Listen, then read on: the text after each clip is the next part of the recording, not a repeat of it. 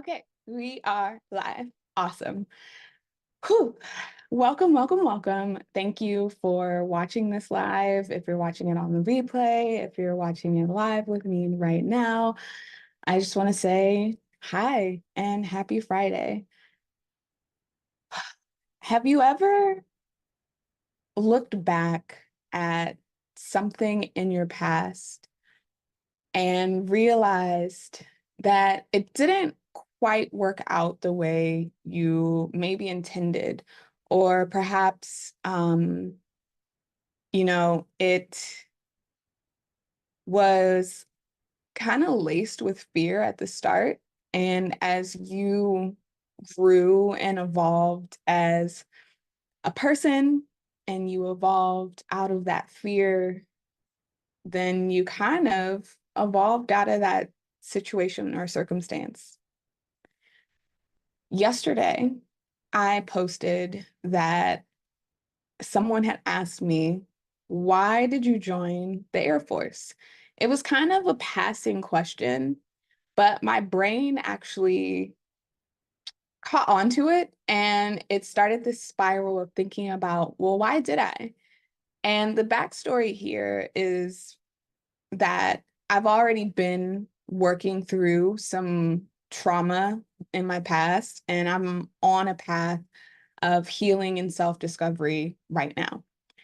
So I am already practicing looking at areas of my life where seeds of fear were rooted at the start.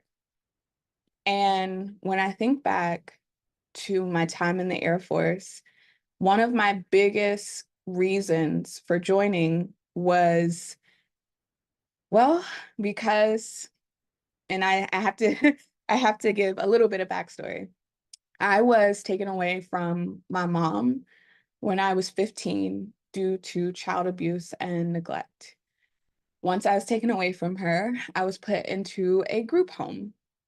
And that was a difficult time for me, especially as a teen and having never really been away from my family. And so my aunt on my mom's side, she was very close. And I actually, to this day, think of her like a mom. She saw how unhappy I was in the group home, and she did what she needed to do in order to um, get certified as a kinship care person, which is basically like foster care, but it's your family. So there are a little bit less hoops to go through. There are still hoops. She had to go to parenting classes, get certifications. The home had to be evaluated, all of that. But she was approved, and I went to go live with her. While I was living with her, Child and Family Services found my dad. And having never really lived with him, I do vaguely remember, like, as a young child, like maybe 3 or 4, he was a part of my life. But my mom has undiagnosed borderline personality disorder, and so when she feels threatened, she would like historically kind of just like hog me to herself at the expense of whoever was trying to be a part of my life. Which sometimes was my aunt. Anywho, they found my dad, and when they asked me if I wanted to live with him at 15, I was so overcome with emotion and the want to know this side of me that I obviously said yes. And when they found him, when they asked me did I want to live with him, that then started his qualification period of checking out the home and things like that. There were less hoops, because when it's a legal parent, they have rights as such. And my mom, at the time that she got pregnant with me, she was questioning her sexuality. And we are in a society right now where the LGBTQ community is big, and they're, loved in a lot of places. They're respected. You know, people put up signs like LGBTQ friendly, but back then there wasn't really much of that. So there was this stigma around it. And so my mom decided that, you know, she really just needed my dad to help create me, not necessarily to be a part of my life. So she kind of tried to take me and raise me with her then girlfriend. Even had a part of the girlfriend's name on my birth certificate, which my dad, I learned, fought to get off, but neither of that is neither here nor there. The reason why I'm bringing in that piece of her being a part of the LGBTQ community is that when I was in high school, I was also exploring my sexuality. And I had a girlfriend when I was living with my dad. And when he found out, he wasn't happy. And so, on top of the fact that, you know, here I am, this teenager who had to grow up faster than she would have liked and trying to understand the new dynamics of what it's like to have a dad, have these rules and things like that, while discovering my own sexuality and um, feeling the resistance from my dad around that, we butted heads a lot. And eventually, I went to go back to living with my aunt during my senior year. And at that time, obviously, it's senior year. Everyone's talking about, you know, what are you doing after high school? And most people are getting into colleges and they're, you know, excited about their acceptance letters and you know, they're following the steps of what is laid out as the American dream, which is you go to school, you get good grades so you can get into a good college, you do well there so you can get a good job, and then you work until you save up enough and you retire and then you live your life. And so for me, at that time, college was not in the cards for me. I didn't get into the school that I wanted to get into. I got into my backup school, but I didn't really have a way to pay for it. And on top of that, I was beginning to come to know the school that was my backup school as a party school. And I didn't want to chance, you know, my focus. So the only other option that people were talking about at the time, other than just, you know, trying to get a job right out of high school, was the military. And out of all of the branches, I had family who had been in the Air Force. And comparatively to all the other branches, I was like, oh, well, they require the highest ASVAB score.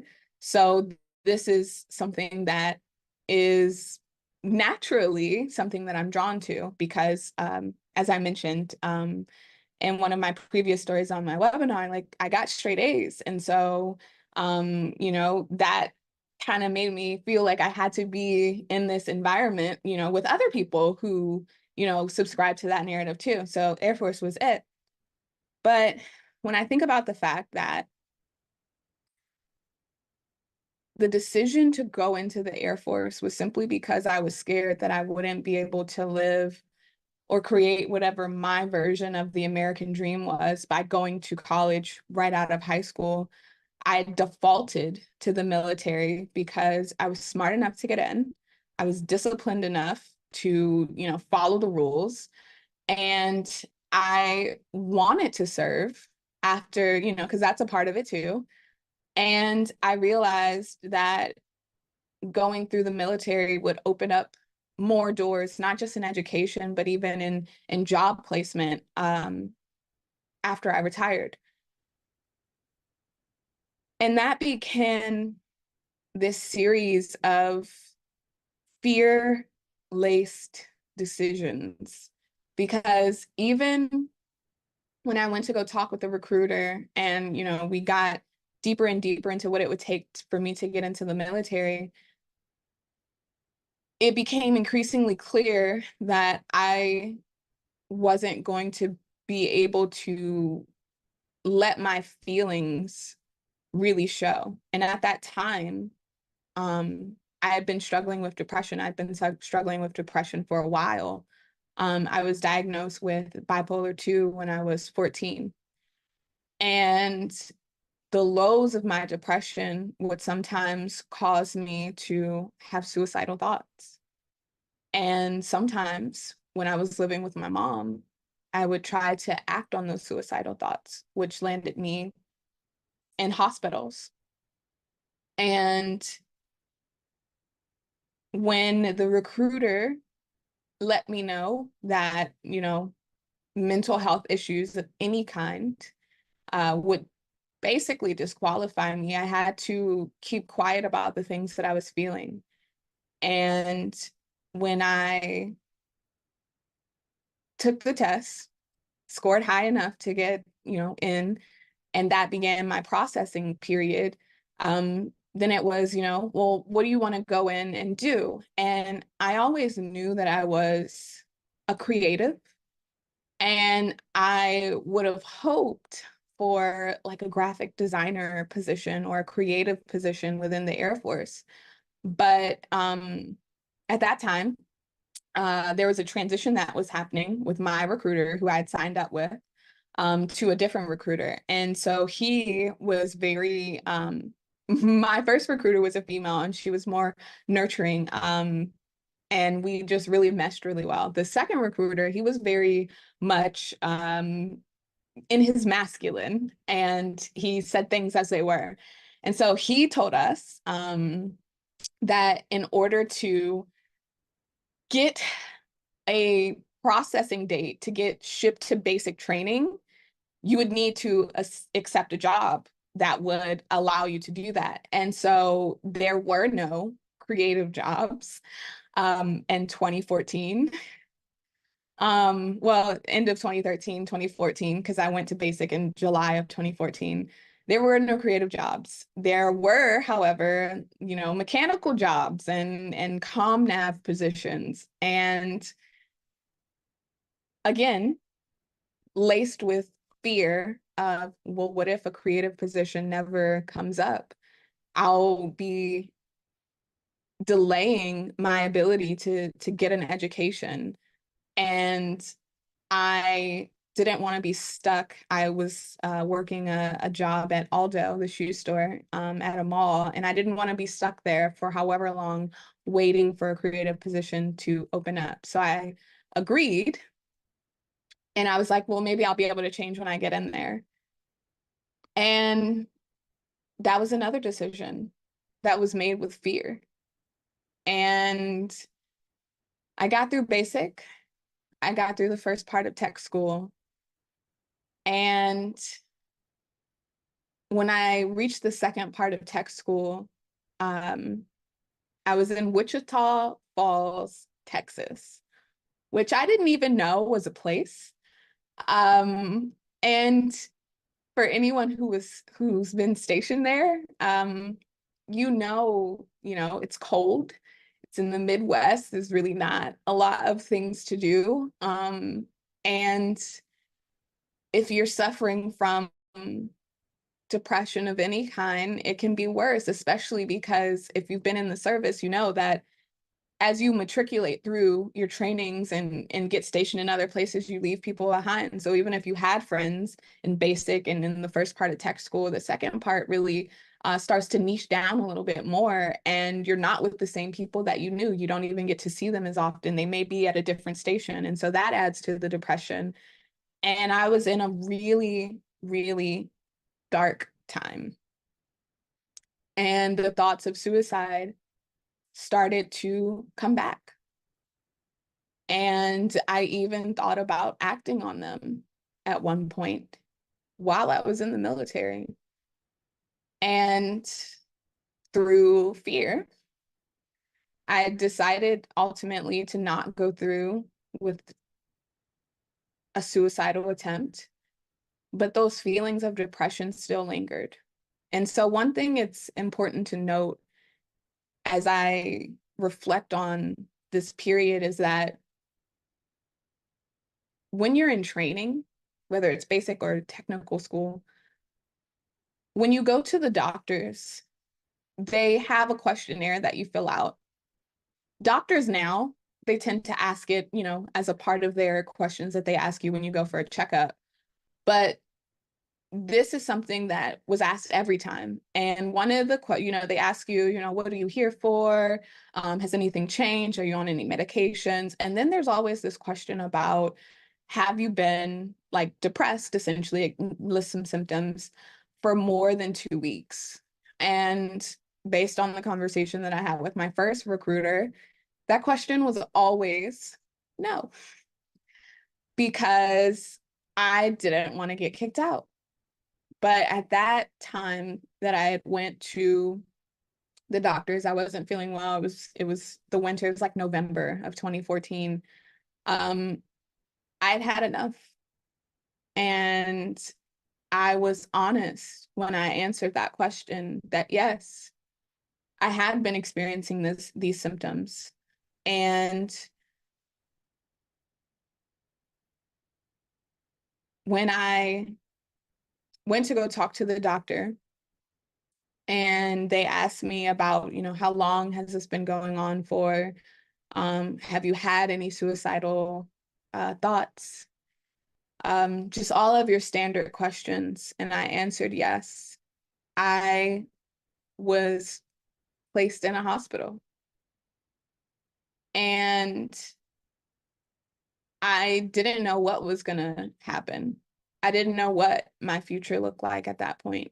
All I knew is that I was true to what I was feeling, and that couldn't be a bad thing. What ended up happening was I spent the last 30 or so days of my military career hospitalized for suicidal thoughts. And I remember I went in voluntarily, and they say it's voluntary, but they basically don't give you a choice, a good choice if you don't go in. So I went in voluntarily, and I remember even though I was voluntary, I couldn't leave. I couldn't check myself out. And I began to feel stuck, and I just wanted to get out of the hospital. And I remember always asking, the higher ranking officers who would come to visit or call or give updates, when am I gonna be able to get out of here? And one day, things just started to move really quickly. I was being processed out. I was being booked on a flight home. I was getting to leave the hospital so that I could go pack up my things from the dormitory. And I remember just being happy because I was like, I don't know what I'm going to do at home, but I at least will be home with my family. I was in a long distance relationship at the time. I'll be with my boyfriend, and I'll figure it out. It was only after, uh, years of just rolling with the punches of that whole time that I spent in the military that someone had asked me, they were like, do you think that if you were white, that they would have not processed you out before your 180 days? Because that, I realized, is what actually ended up happening. My time that I was in the hospital, I was creeping into 180 days, which, if you don't know, as long as you're in service for 180 days and you are discharged, and it's honorable, early, like whatever it is, if it's something other than dishonorable discharge, which is the bad kind of discharge, then you qualify for benefits. You qualify for like health insurance. You qualify for disability. You qualify for the VA services, you qualify for a lot if you're in for at least 180 days. And I was creeping up on mine, and they got me out before I reached 180 days. And so this question that came in, which was, if I was of a different shade, would I still be in? Would they have let me creep over 180 days? I don't know. And the tough part about it is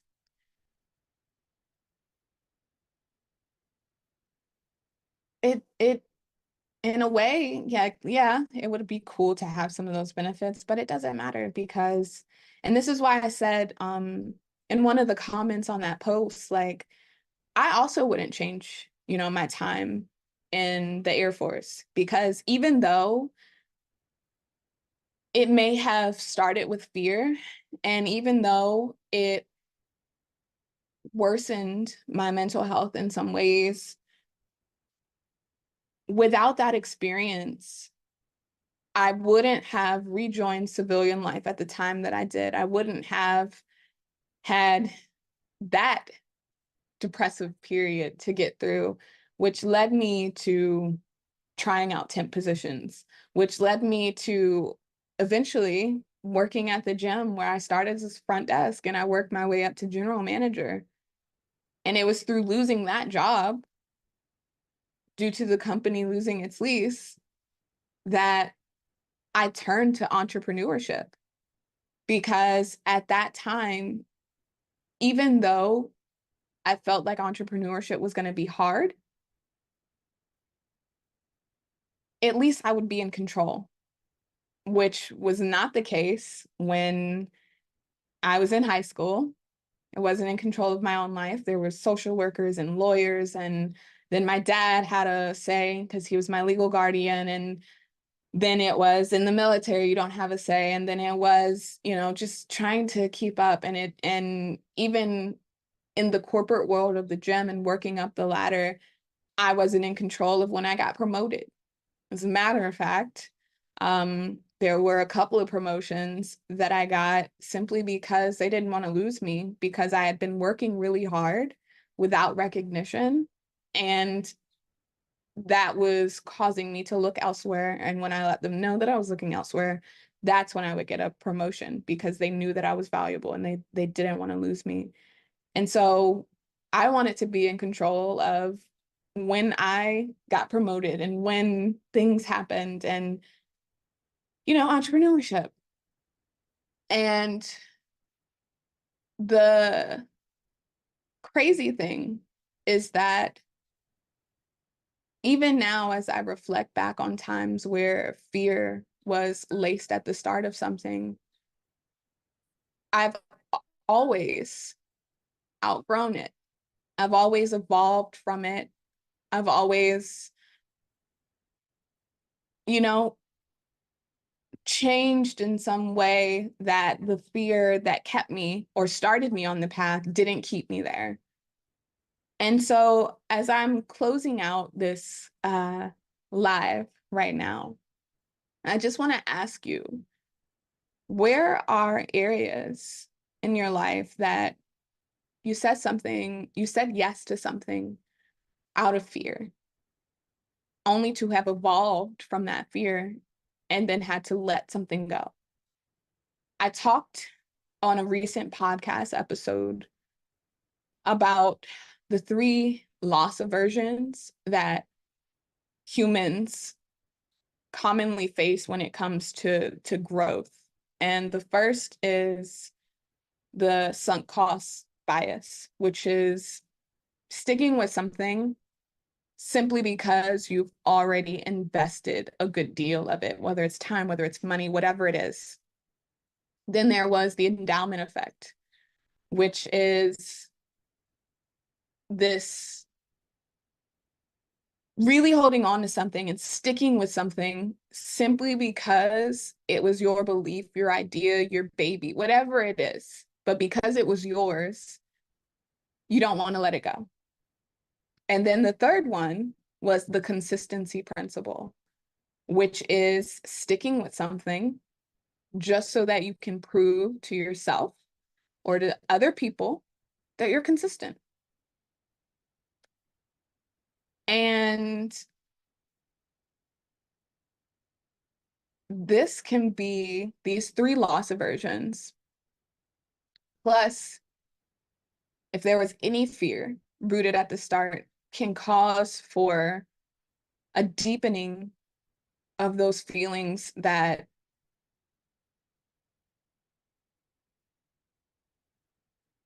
you're not able to trust yourself in a way. Like you have to keep doing something in order to prove something. And I want to welcome you or invite you to see what areas in your life you're still letting fear keep you somewhere or guide you somewhere or making decisions in a certain way. Where is fear at the root? Because it's when we start to peel back those layers, when we start to peel back and we uncover the lie that's rooted in that fear and we replace it with the truth, real healing can happen. True healing can happen. And so as I close out this live of fear being at the root of something and reevaluating those areas, I invite you to, I know I'm always talking about human design, but it's so helpful with matters like these because as you will see in my chart right here, I have some white areas that are undefined. And for those of you who are not familiar with human design, those are areas where we're most vulnerable to conditioning from our friends, from our family, from society. And for me, those questions that stem from my not self themes are often the cause of or a causal effect of decisions that I make or fear that may come up. So for example, that you see the yellow, like kind of diamond. I'm like trying to make a diamond, but it looks like a teardrop. The diamond, the yellow diamond shape, you'll see that there's a small triangle right next to it, and that is the heart or ego center. And the not self question that comes from the undefined heart center is, do I have something? Is, do I have something to prove? This question, who, this question can make our ego do some crazy things in order to prove whatever it is we feel like we have to prove. And I know for me, the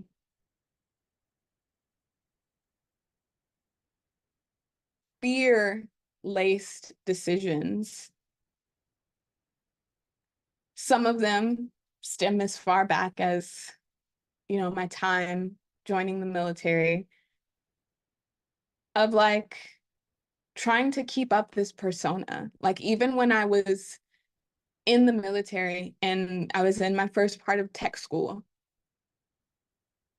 I hated the science and the physics that we were learning. I thought soldering was cool, like soldering wires, but that was like really the only thing I feel like that I found was cool. The science part of it, I'm a creative. I don't like the science, the math, but I felt like I had something to prove. I didn't want to fail out. I wanted to maintain the straight A's that I got in high school. I didn't want to fail out. And even though it seemed like the people who were failing out were just getting put in human resources, which honestly I would have enjoyed a lot more, I wanted to prove to myself that I can get through this material, that this material wasn't gonna get me down because I get straight A's, and that's not, that's not the kind of student I am. So I tried really hard and I maintained a 4.0 average, and that kept me matriculating down a path that I really didn't want to be on. Because as I said, I would have much rather been in something like human resources. And if I had known about the reserves, I went in and enlisted. If I had known about the reserves, who knows? Whole story could have been different. But I digress, because we don't think back on what we could have or should have done in situations like those, because that's not going to be helpful. What's going to be helpful is recognizing where fear was and moving forward in a different way.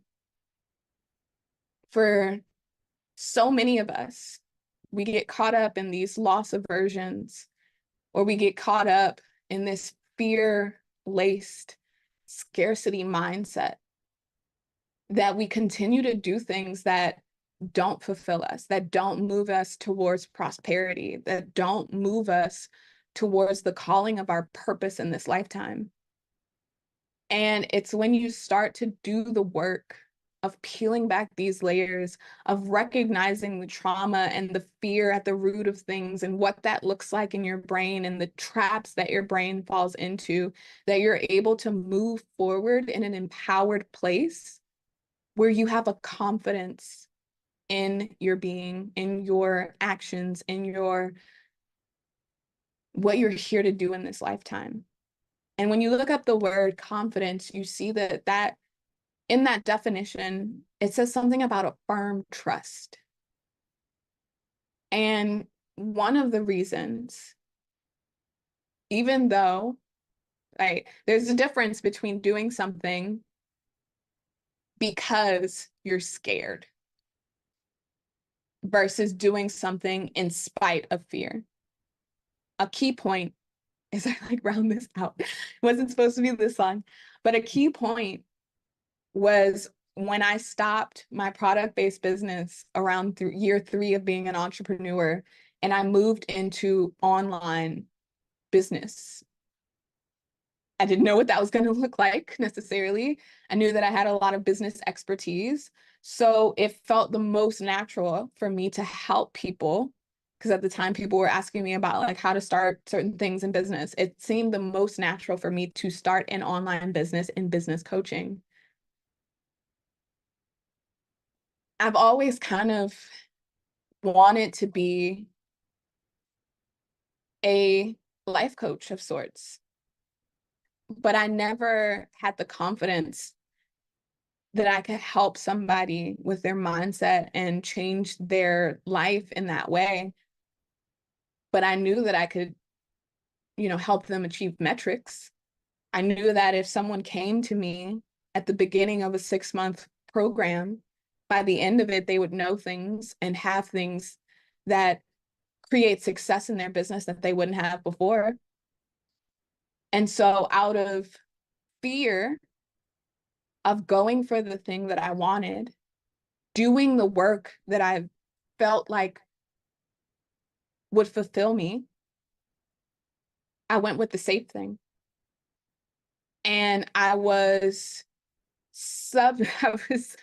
I was subject to imposter syndrome, to new shiny object syndrome, to wanting to pull my hair out in comparison to my mentor who had created this 6-figure business or 7-figure business. My apologies, I misspoke. And when I discovered human design in October of last year, and I realized that that was the missing piece that I needed in my journey, because I had proven systems and strategies and frameworks from the mentors, from the courses, from my degree, from all of the information rabbit holes that I dove down. I had the info. I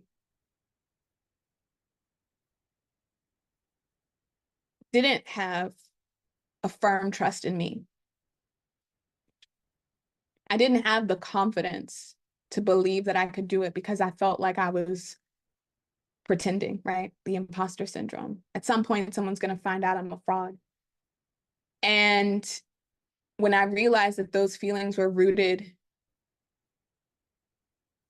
in this fear scarcity mindset that is further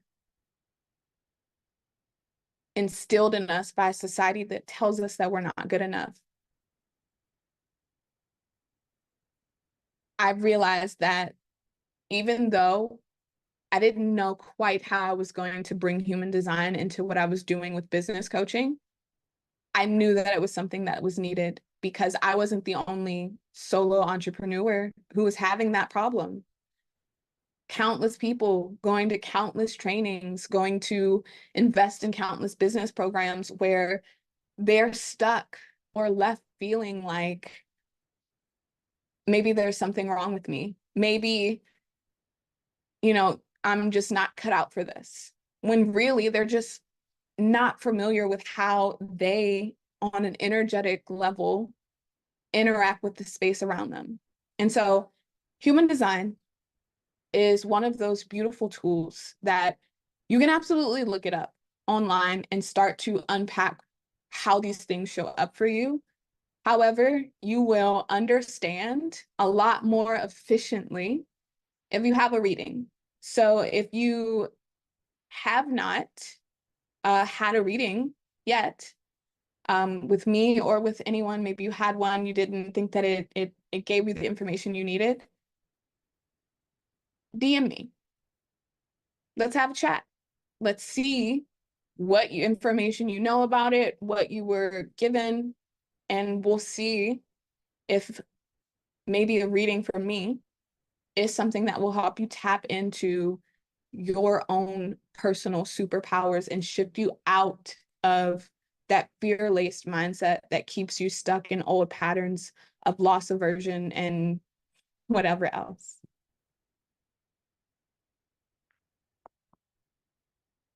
Thank you for your time, and I'll see you on the next slide.